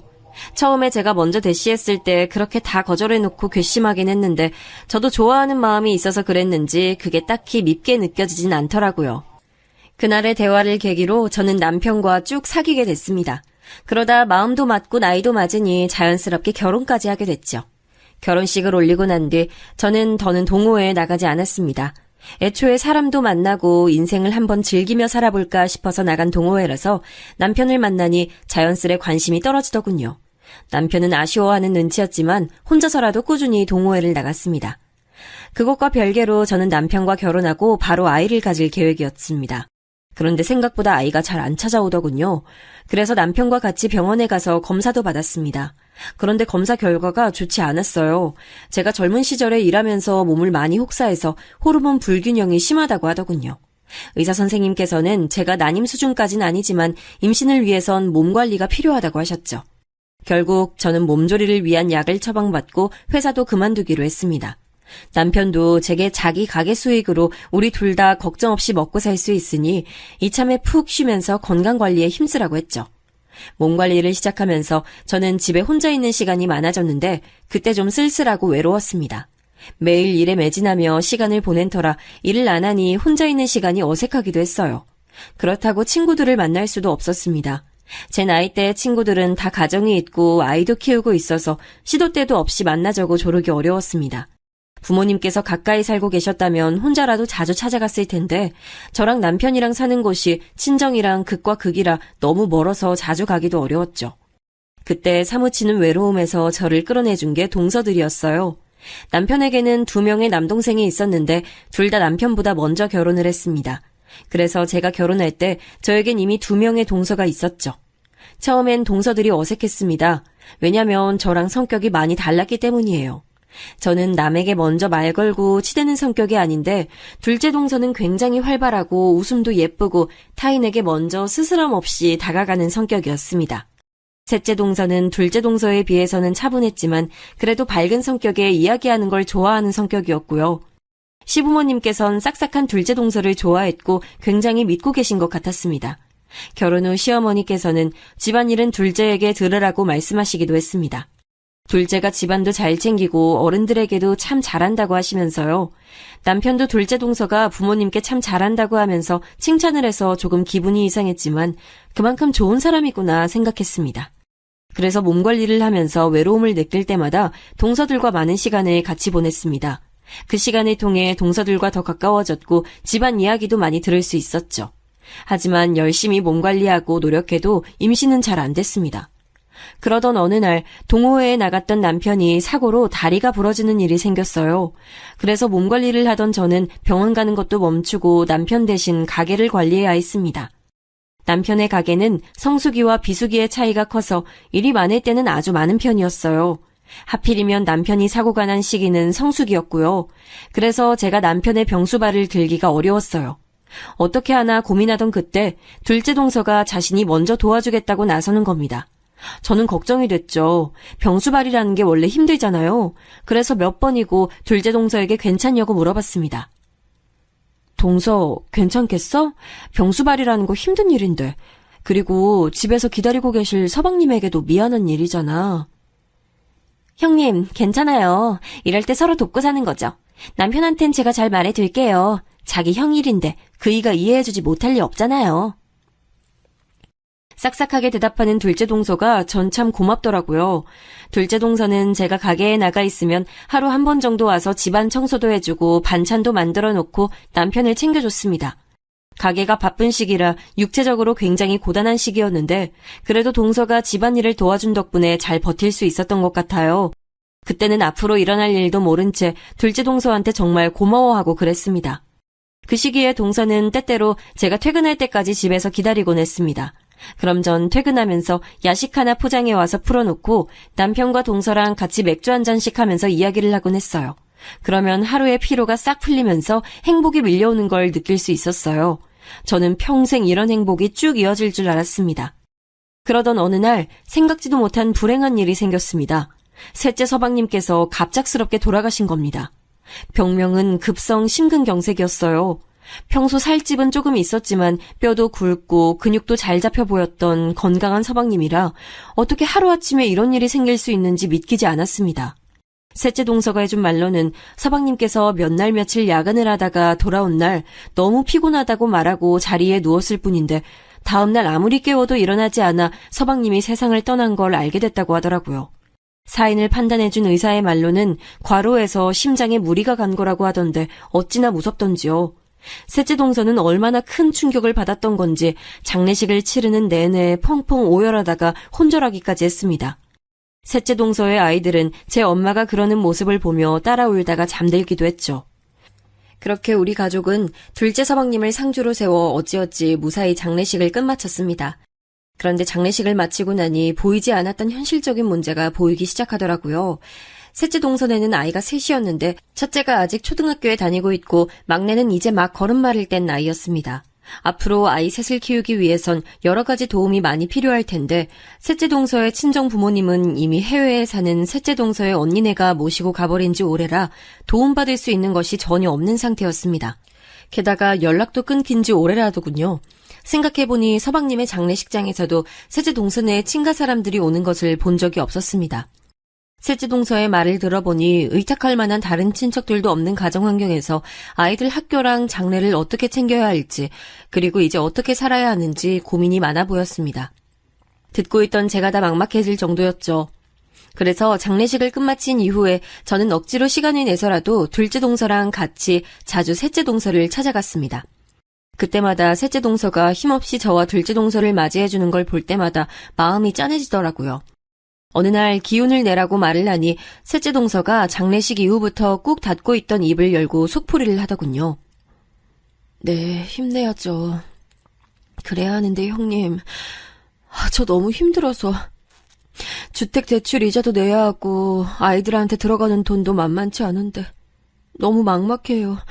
지금 저축해둔 거랑 적금해둔 거 전부 깨서 다 쓰고 있는데 언제까지 버틸 수 있을지도 모르겠고 게다가 경력이 단절돼서 취직도 잘 안 돼요. 저 이제 어떡하죠, 형님?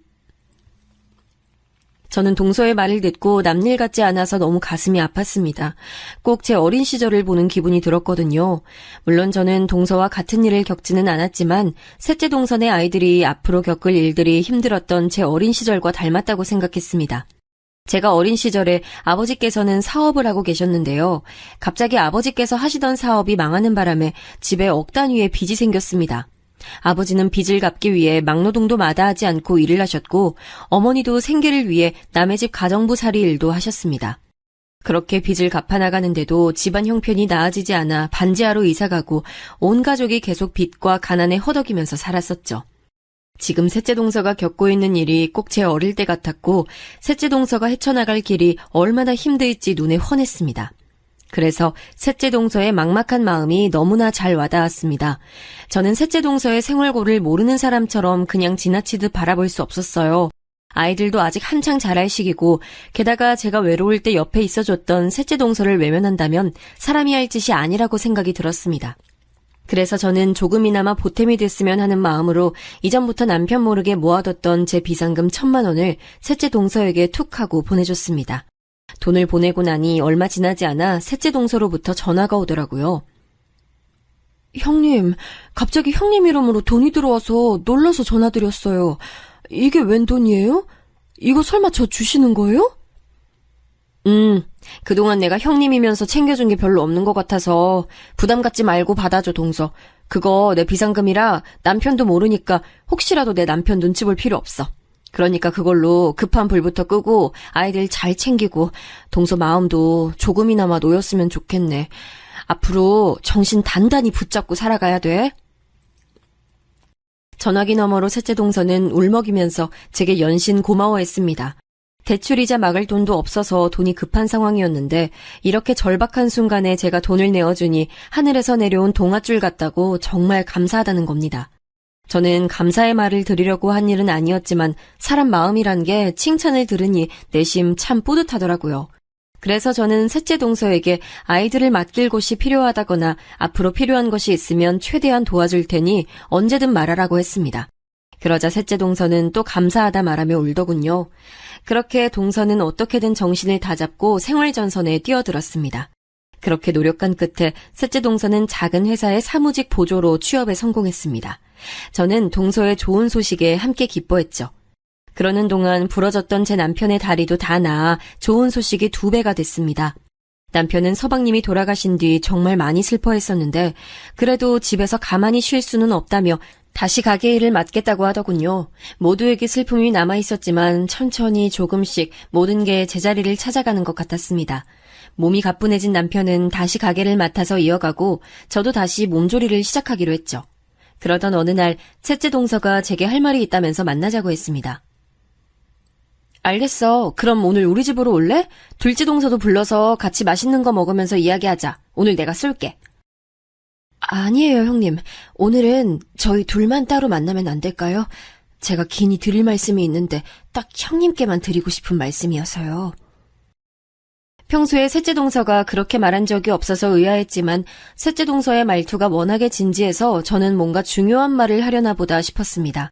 그래서 저는 셋째 동서가 하자는 대로 집 근처에 있는 카페에서 단둘이 만나기로 했습니다. 그렇게 기다리고 있으니 얼마 안 있어 셋째 동서가 카페로 찾아왔습니다. 카페에서 만난 동서는 어딘가 안절부절 못하더라고요. 그 모습이 걱정스러워서 무슨 일 있냐고 물어보니 동서는 자꾸만 몇 번이고 말끝을 흐렸습니다. 제가 성미가 급해 바로 퇴근을 하니까 결심한 듯 동서가 조심스럽게 입을 열었습니다. 그런데 셋째 동서가 하는 말들은 하나같이 믿을 수 없을 정도로 충격적인 말들이었습니다. 글쎄, 제 남편이 바람을 피우고 있다지 뭐예요. 형님, 저 농담하는 거 아니에요. 제가 이때까지 비밀로 하고 말씀을 못 드리고 있었는데 이렇게까지 도움받은 처지로 인간적으로 도저히 입 다물 수 없어서요. 둘째 형님, 아주버님이랑 바람을 피우는 사이예요. 그것도 꽤 오래됐어요. 동서, 그게 대체 무슨 말이야? 나 이런 장난 싫어하는 거 알잖아. 장난하는 거면 그만해. 셋째 동서의 말을 처음 들은 저는 셋째 동서가 둘째 동서와 제 사이를 이간질하려는 줄 알았습니다. 사실 셋째 동서가 둘째 동서와 제 사이를 이간질할 이유도 없었습니다만 너무 믿기 어려운 말인데다가 제가 아는 남편과 둘째 동서는 전혀 그런 사이로 보이지 않았기 때문이었어요. 그리고 그동안 남편에게서 받아온 믿음과 남편이 보여온 행동에서 다른 어떠한 이상 징후도 본 적이 없어서 더더욱 그런 마음이 들었죠. 제가 주저하는 낌새를 보이자 동서는 다시금 이렇게 말했습니다. 아니에요. 제가 이런 장난을 치려고 형님께 단둘이 보자고 했겠어요? 사실 저도 끝까지 말 안 하려고 했는데 형님이 이렇게 도와주시는데 제가 어떻게 입 닫고 있겠어요. 정말이에요, 형님. 사실 셋째 동서는 매사에 진지하고 장난이 없는 사람이라 장난으로 이런 말을 하는 건 아닐 거란 생각이 머리에 있었습니다. 그 말을 들으니 찻잔을 잡은 손이 저도 모르게 떨리더군요.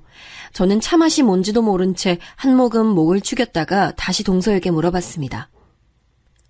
그럼 내 남편이 둘째 동서랑 바람핀다는 게 정말이야? 동서는 그걸 어떻게 알았는데? 뭐라도 본 거야? 그렇게 확신해서 말하는 거라면 증거라도 있어야 되는 거 아니야? 안 그래? 그게 제가 가지고 있는 증거는 없어요. 하지만 형님, 제가 두 눈 똑똑히 보고 들은 게 있어서 말씀드리는 거예요. 믿어주세요. 그러면서 셋째 동서가 본인이 겪었던 일을 이야기해줬습니다. 이전에 셋째 동서는 둘째 동서랑 둘째 동서네 집에서 단둘이 티타임을 가졌다고 했습니다. 같이 한참을 웃으며 대화를 하던 도중 둘째 동서가 잠시 핸드폰을 두고 화장실에 갔었다네요. 셋째 동서가 할 일 없이 둘째 동서를 기다리고 있는데 동서의 핸드폰이 너무 울려서 우연히 핸드폰 화면을 뒤집어 봤다고 합니다. 둘째 서방님이 전화를 건 거라면 대신 전화를 받을 생각으로요. 그런데 화면에는 문자가 떠 있었는데 저장된 번호와 이름이 제 남편의 이름이었다는 겁니다. 그냥 문자인가 보다 하고 다시 핸드폰을 내려놓으려고 했는데 쓱 본 문자 내용이 누가 봐도 연인끼리 하는 대화 내용이어서 자기가 순간 둘째 서방님의 이름을 잘못 본 줄 알았답니다. 너무 놀란 셋째 동서가 다시 자세히 봤지만 분명 제 남편의 이름이었다는 거죠. 그런데 너무 집중해 본 나머지 둘째 동서가 돌아온 줄도 몰랐답니다. 화장실에서 돌아온 둘째 동서는 셋째 동서의 손에서 휙 핸드폰을 낚아채 가더니 핸드폰 화면에 떠오른 문자를 확인하고는 셋째 동서를 아무 말 없이 바라보더라는 겁니다. 셋째 동서는 평소에 알던 둘째 동서의 얼굴이 아니라 사람 하나 죽일 것 같은 눈빛에 당황한 나머지 그대로 빤히 바라보기만 했다더군요. 그런데 아무 말 없던 둘째 동서가 머쓱하게 웃더라는 겁니다. 누가 봐도 상황을 무마시키려는 웃음이었지만 셋째 동서는 거기서 물어보지 않을 수가 없었다고 합니다. 형님, 방금 그 문자 뭐예요? 그거 큰 서방님이랑 주고받은 대화 맞죠? 동서, 그냥 못 본 척 해줘. 별일 아니니까. 내가 이렇게 부탁할게. 동서만 입 닫고 있으면 우리 모두 아무 문제 없을 거야. 셋째 동서가 기가 막혀 어쩔 줄 몰라 하자 둘째 동서는 머뭇거리다가 몇 번이고 비밀로 해줄 수 없냐고 말하더라는 겁니다. 둘의 그런 사이를 묵인해야 하나 말아야 하나 고민하던 동서는 그냥 입을 다물기로 결정했다고 합니다.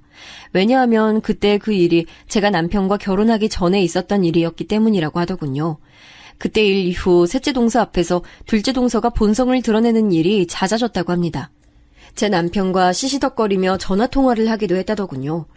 동서는 제 남편이 결혼하고 나면 정신을 차릴 줄 알았다고 했습니다. 그런데 아직도 둘이 그런 짓거리 하는 것을 알게 돼서 제게 말을 할까 말까 많이 고민했다고 하더라고요. 저는 그 말을 듣고 정신이 아득해졌습니다. 하지만 한편으로는 셋째 동서가 잘못 알고 있는 게 아닐까 생각했습니다. 왜냐하면 저와 결혼하기 전이었으니 남편과 둘째 동서가 이제는 그런 해로운 관계를 끊어내고 정말 평범한 가족처럼 지내고 있을지도 모른다는 희망이 있었기 때문이었죠.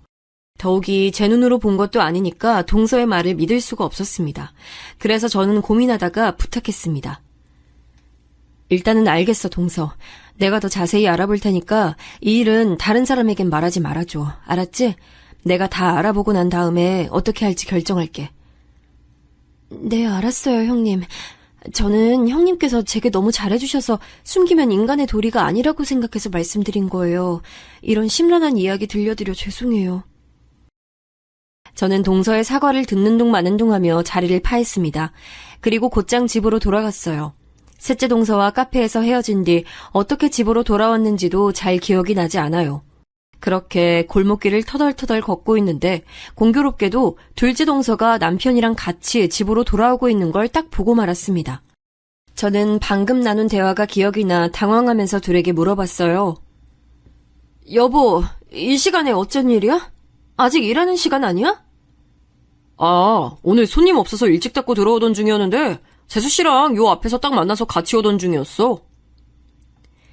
이전이라면 고지고대로 믿었을 텐데 그날따라 그 말이 이상하게 들리더라고요. 한가한 철이 되긴 했지만 남편이 가게에 손님이 없다고 가게를 일찍 닫고 들어오는 일은 손에 꼽았습니다. 게다가 둘째 동서도 별 이유 없이 찾아오더라도 제게 꼭 연락을 먼저 하고 찾아왔었거든요. 그런데 저는 동서에게 받은 연락도 없었고 남편에게도 일찍 들어간다는 연락을 받은 적도 없었습니다. 저는 마음속에 떠오른 의심을 숨기려 애써 표정 관리를 하면서 남편과 동서와 같이 집으로 들어갔습니다. 여느 날처럼 3명이 모였으니 치킨에 맥주 한잔 하자는 남편의 제안에 원치 않았지만 술도 한 잔씩 했죠. 원래 저는 맥주 한 병 정도면 취하는데 그날은 마음이 곤두서 있어서 그런지 잘 취하지도 않았습니다.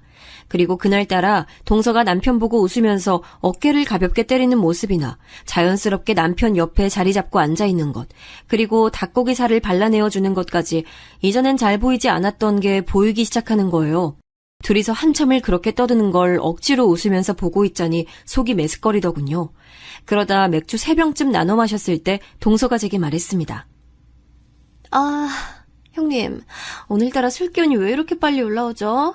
저 오늘도 여기서 자고 가도 되죠? 안 될 게 뭐 있어. 조금 있다가 이불 펴줄 테니까 거기서 자고 가. 평소에도 동서는 남편이랑 저랑 같이 술 한잔하면 여기서 자고 아침 식사까지 하고 가는 일이 빈번했습니다. 사실 둘째 서방님은 3교대 근무라 밤에 집에 없을 때가 많았어요. 그래서 둘째 동서가 무섭다고 할 때가 많아 제가 먼저 남편에게 여기서 재워서 보내자고 한 적도 있었긴 했죠. 그날은 동서에게 그냥 집에 가서 자라고 하고 싶었지만 셋째 동서에게 들은 이야기를 확인해보고 싶었습니다. 식사 후 뒷정리를 하는 동안 남편은 동서에게 이불을 펴주겠다고 했고 저는 피곤하다는 남편에게 먼저 자도 된다고 했습니다. 그렇게 남편도 침대에서 잠들고 동서도 잠이 들었지만 저는 잠을 이루지 못했죠. 확인할 게 있었기 때문입니다. 저는 몰래 자고 있던 둘째 동서의 핸드폰을 확인했는데 비번이 안 걸려 있어서 쉽게 확인할 수 있었습니다. 의심스러운 것은 하나도 없었고요. 가족 단톡방에서 이야기한 것 말고 남편과 사적으로 대화를 한 흔적도 없었고 전화 기록도 없었습니다. 남편의 핸드폰을 확인해도 마찬가지였습니다. 하지만 그 부분이 이상했습니다. 둘의 핸드폰은 인위적으로 지운 것처럼 서로에 관한 대화 흔적이 아무것도 없었거든요. 둘째 동서는 저랑 남편과 일주일에 한두 번은 꼭 만나고 만나기 전에 전화통화로 연락도 하는 것으로 알고 있는데 그 흔적도 없었으니까요. 저는 온몸에 피가 식는 것이 느껴졌습니다. 직감적으로 둘 사이에 뭔가 있다는 게 느껴졌죠. 저는 제대로 된 증거를 잡기로 마음먹었습니다. 제가 온종일 둘째 동서와 같이 있는 게 아니라서 동서를 파고드는 일은 어려웠기 때문에 매일 집에 돌아오는 남편에게 집중했죠. 남편에게 특별한 흔적이 있나 없나 확인도 하고 몰래 핸드폰을 확인하고 그랬습니다. 그러는 동안에도 저는 셋째 동서가 잘못 알고 있는 거면 좋겠다고 생각했죠. 사랑하는 사람을 계속 의심하는 것은 무척 괴로웠어요. 게다가 남편은 연인 시절에도 일체 의심스러운 행동을 한 적이 없었고 결혼 후에도 마찬가지였거든요. 그렇게 믿음직스러운 남편이 정말로 바람 피웠을 리 없다고 확인하고 싶었던 것 같습니다. 그래서 남편에게서 의심스러운 정황을 전혀 찾을 수 없을 때 저는 오히려 안도했습니다. 그래, 남편이 어떻게 자기 남동생 아내랑 바람을 피우겠어. 짐승이 아니고서야. 그러나 제 이런 믿음을 송두리째 무너뜨리는 일이 결국 발생했습니다.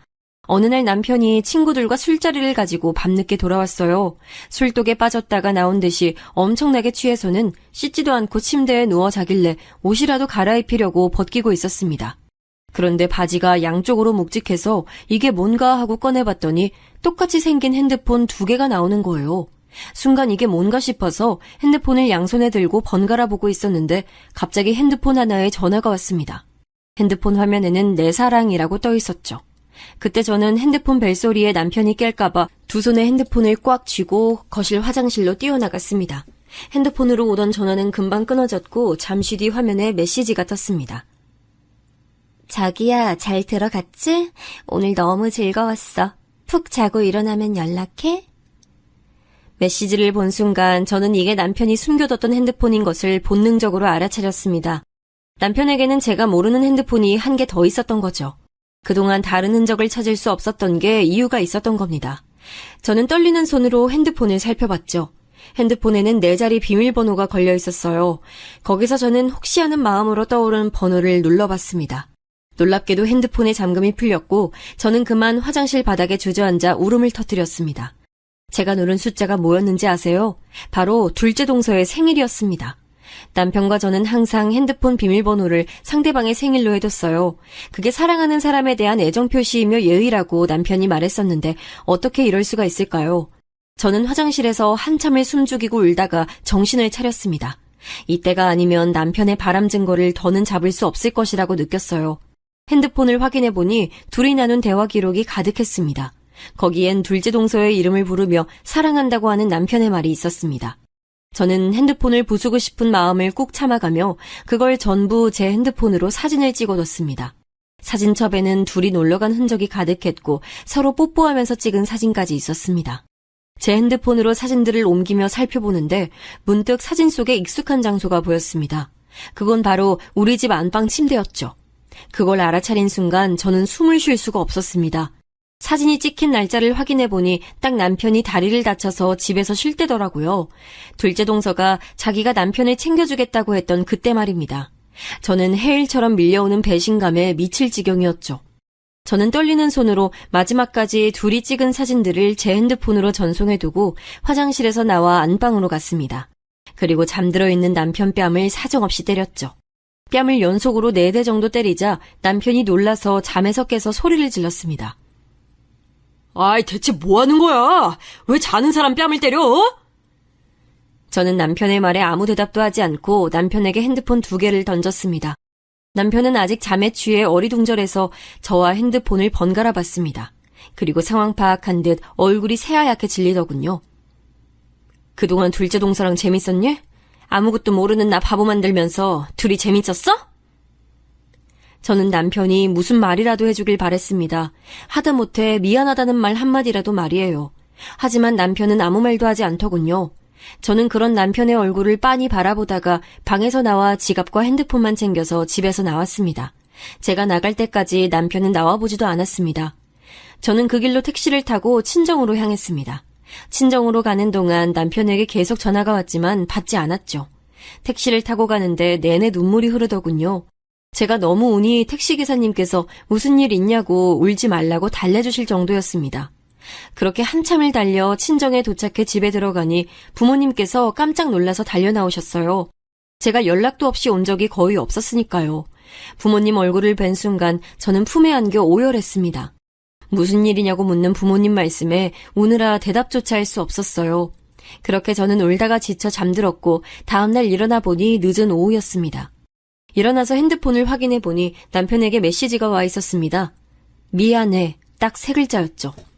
남편의 메시지를 보고 저는 정신 나간 여자처럼 한참 웃었어요. 어이가 없다는 심정이 딱 이거구나 느꼈습니다. 저는 남아있던 일말의 정까지 전부 사라지는 것을 느끼고 남편에게 이혼하자는 답장을 보냈죠. 그리고 부모님께 자초지종을 전부 말씀드렸습니다. 부모님은 제 얘기를 다 듣고 엄청나게 화를 내셨습니다. 아빠가 당장 남편을 찾아가서 다 뒤집어버리겠다는 걸 간신히 말리고 제가 할 테니 믿고 기다려달라고 했습니다. 그 후 저는 시어머니께 전화를 드려 뵙고 말씀드릴 게 있다고 했습니다. 그런데 시어머니께서는 이미 다 알고 계신다는 듯이 말씀하시더라고요. 그래, 동석이한테 얘기 다 들었다. 네가 뭔가 오해를 한 것 같은데 그러면 말로 풀어야지. 그렇다고 남편 뺨 때리고 집 나가는 아내가 어딨니? 네 이야기 들어줄 테니 우선은 만나서 이야기하자꾸나. 저는 전화로 들려오는 시어머니 말씀에 너무 기가 찼습니다. 아니, 오해라니요. 남편이 어떻게 말했을지 뻔히 보이는 듯 했습니다. 그때 시어머니께서 본인 하실 말씀만 하고 전화를 끊으시는 바람에 말대꾸 한번 못했네요. 덕분에 저는 더 이를 갈고 단단히 준비를 마치고 시댁으로 향했습니다. 시댁에 가니 남편과 둘째 동서 다 같이 있었어요. 제가 집안에 들어서니 남편은 무표정하게 절 바라보고 둘째 동서는 어색하게 고개를 돌리더군요. 제가 시부모님 앞에 앉아 인사도 하기 전에 시어머니께서 먼저 말을 꺼내셨습니다.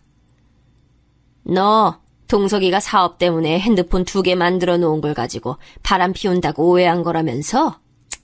아내가 남편에 대한 믿음이 있어야지. 그렇게 작은 거 하나 가지고 화내고 남편 때리고 집 나가는 거 아니야. 지금이라도 동석이한테 사과하고 둘이 오해 풀고 다시 잘 지내라. 어머니, 이 사람이 제가 오해한 거라고 그래요? 그럼 결혼한 남자가 다른 여자랑 밤새도록 이야기하고 전화하고 껴안고 남의 집 안방에서 사진까지 찍었는데 그게 바람이 아니라 그냥 오해예요? 시어머니 말씀을 듣자마자 열불이 터지더군요. 저는 바로 준비해간 증거자료와 사진들을 전부 앞에 펼쳐놓았습니다. 이거 보세요. 이게 남편 다른 핸드폰에 있던 대화 기록이에요. 여기 이 이름, 이거 둘째 동서 이름 맞죠? 이거뿐만이 아니에요. 둘이 이러고 찍은 사진도 있어요. 어머님이 보시기에 이게 일반적인 가족 사이 같아 보이세요? 저는 둘이 껴안고 이불을 덮은 채 찍은 사진과 종이로 뽑아간 대화 기록을 내밀었습니다. 제가 내미는 사진을 보고 시부모님도 많이 놀라신 것 같더군요. 이게 정말이냐는 듯 시어머니께서 둘째 동서를 돌아보니 갑자기 둘째 동서가 울음을 터뜨리는 거 아니겠어요? 그리고는 둘째 동서가 갑자기 절 쳐다보더니 한마디 하는 겁니다.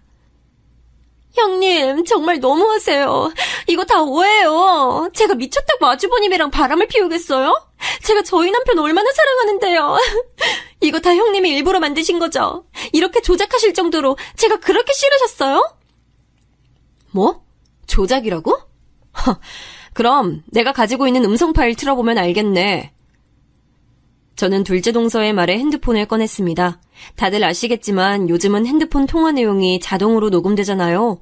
이전에 살펴봤던 남편 핸드폰 안에는 전화통화 중 자동으로 녹음되는 파일들이 그대로 남아있더군요.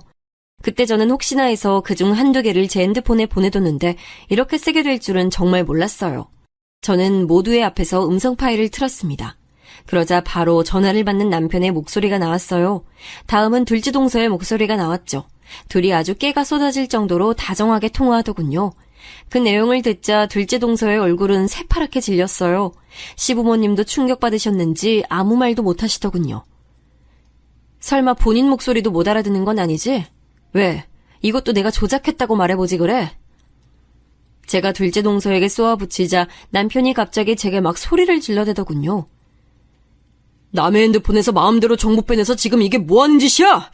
당신 이거 명예훼손이야. 이렇게 사람 창피 주는 거 다 고속감이라고. 하, 창피? 명예? 아, 정말 웃긴다. 당신이 창피라는 걸 알아? 훼손될 명예라는 게 있긴 해?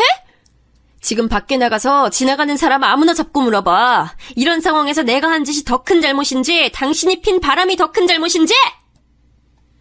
분위기는 삽시간에 난장판이 됐습니다. 남편은 절 고소할 거라고 소리를 질렀고 둘째 동서는 자꾸 제 말이 거짓말이라며 울더군요. 시아버님은 동네 창피하게 이게 무슨 일이냐며 자리를 뜨셨고 시어머님은 충격 때문이신지 뒤로 넘어가려고 하셨고요. 제가 오늘 여기 온 건 진짜 오해를 풀고 이혼하겠다고 제대로 말씀드리기 위해서였어요. 당연히 이혼 소송 할 거고요.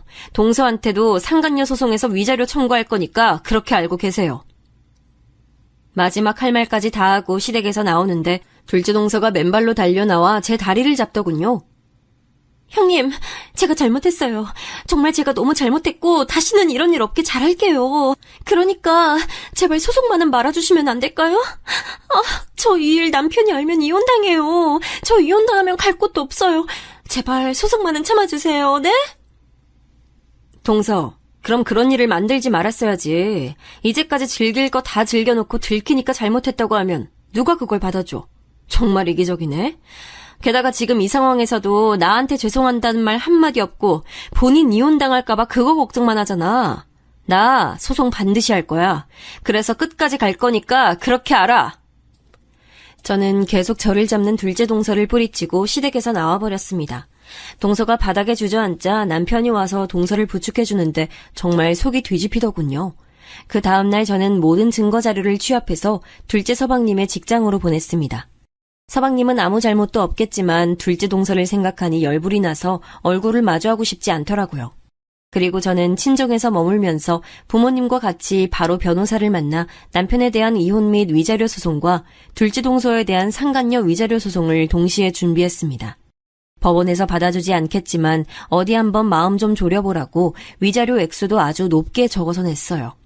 며칠 뒤 소장을 받았는지 남편에게 연락이 왔습니다.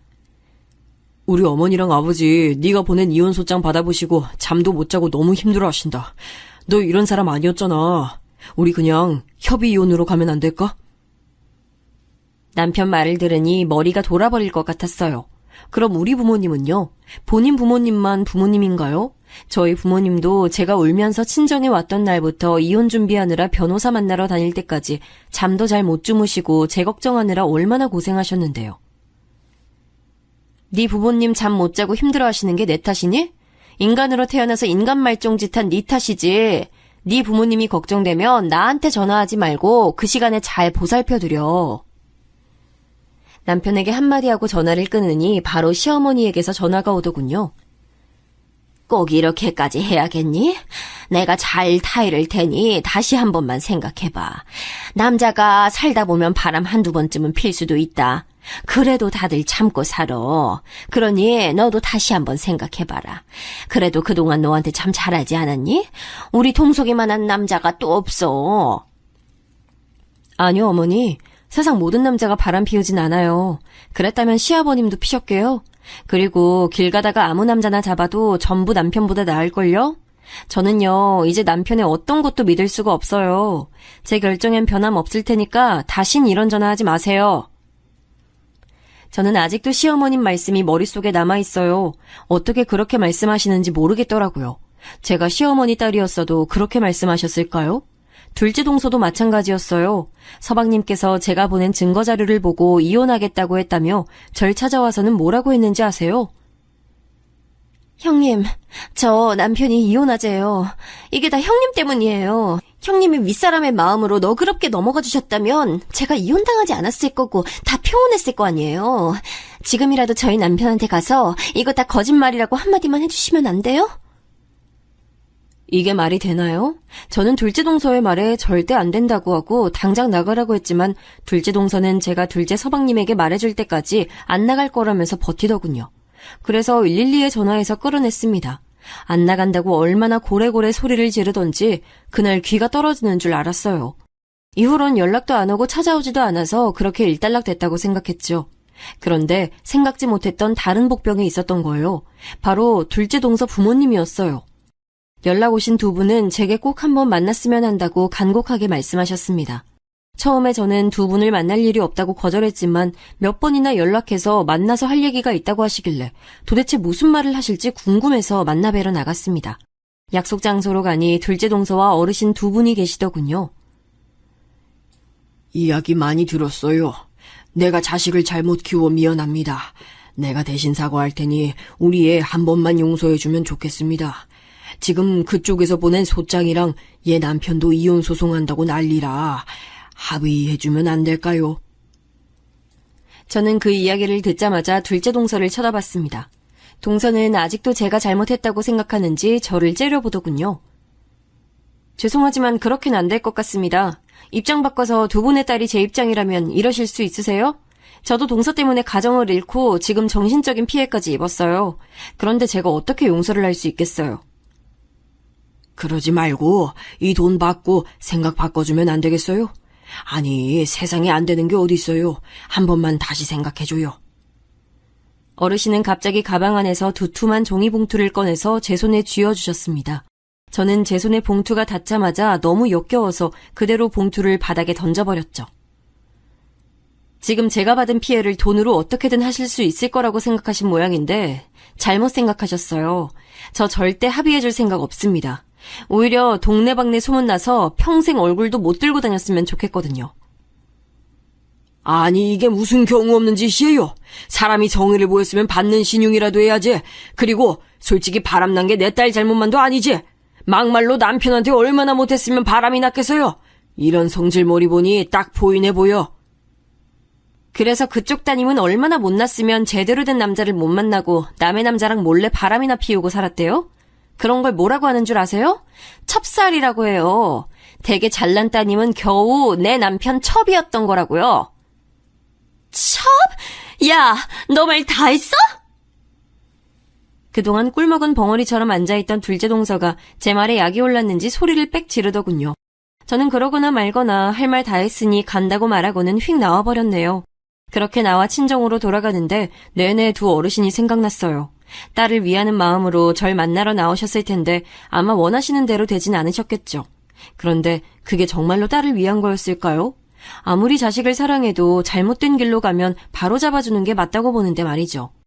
그런 일들이 있고 난 후에도 남편과 시댁 그리고 둘째 동서는 계속 제게 연락을 해왔습니다. 법원에서 만날 날이 다가오니 불안해서였을까요? 하지만 저는 전혀 받지 않았고 변호사를 통해서 무조건 법대로 할 거라고 제 의사를 전달했습니다. 그리고 모든 것이 법대로 처리가 완료된 날 오랜만에 답답한 마음이 뻥 뚫리는 기분을 느낄 수 있었어요. 이제 모든 게 끝났다는 생각에 마음이 편안하면서도 한편으론 쓸쓸했습니다. 왜 하필 제게 이런 일이 일어났을까 자책도 하고 울기도 많이 울었죠. 하지만 한편으로는 더 늦기 전에 알아서 다행이라는 생각이 들었어요. 셋째 동서가 말해주지 않았다면 저는 아직도 모른 채로 남편과 같이 살고 있었겠죠. 하지만 이 일 때문에 저는 사람을 못 믿게 됐어요. 그렇게 믿음직스러운 남편도 결국 바람을 피우고 있었고 정말 좋은 사람이라 생각했던 둘째 동서는 남편과 같이 저를 속이고 있었고요. 셋째 동서는 둘의 비밀을 말해줘서 고맙긴 했지만 사실 제게 계속 숨기고 있었던 거잖아요. 그렇게 생각하면 머리가 아프고 믿음이라는 게 허무하게 느껴집니다. 그래도 상황이 마무리된 이후에는 별다른 일 없이 잘 지내고 있답니다. 이혼 소송 때 몇 번이나 주저앉고 싶을 정도로 힘들었지만 꾹 참고 버티니 봄날이 오더군요. 제 얘기 들어주신 모든 분의 가정에도 평화가 오길 기원하며 항상 행복하시길 바랍니다.